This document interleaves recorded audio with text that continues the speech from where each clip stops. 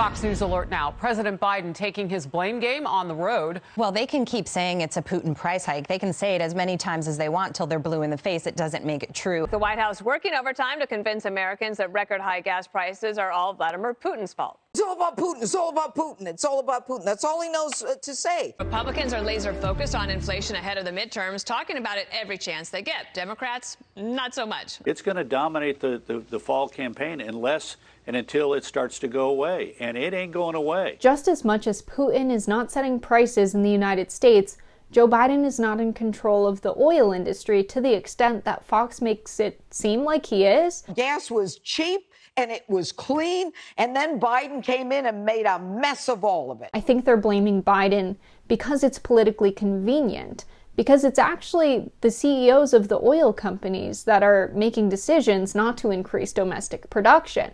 I just don't see U.S. production contributing the amount of barrels that it has, as it has over the last several years. We saw the CEO of one oil company, Scott Sheffield, say that even if the price of a barrel goes to $150 to $200, they're not changing their growth plans. We have committed to our long-term shareholders will be growing 0 to 5% regardless of the oil price. They could see the price of a barrel of oil go back down tremendously if another COVID variant comes out, or if a bunch of barrels hit the market that people have been hoarding since the beginning of the pandemic when oil was really cheap.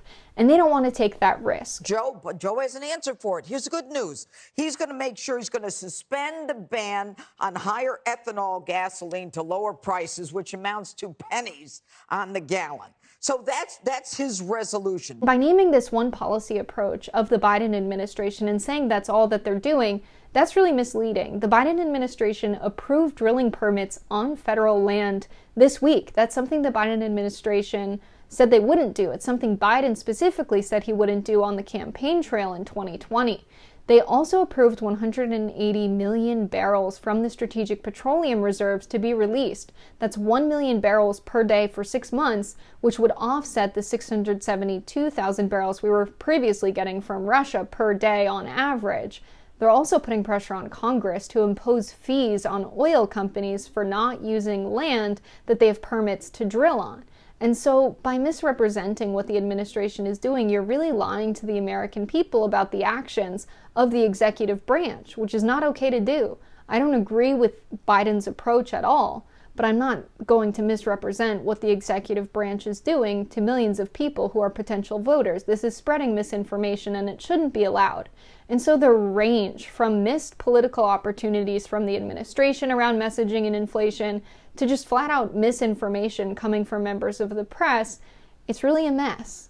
The whole inflation situation is an absolute mess in the United States right now.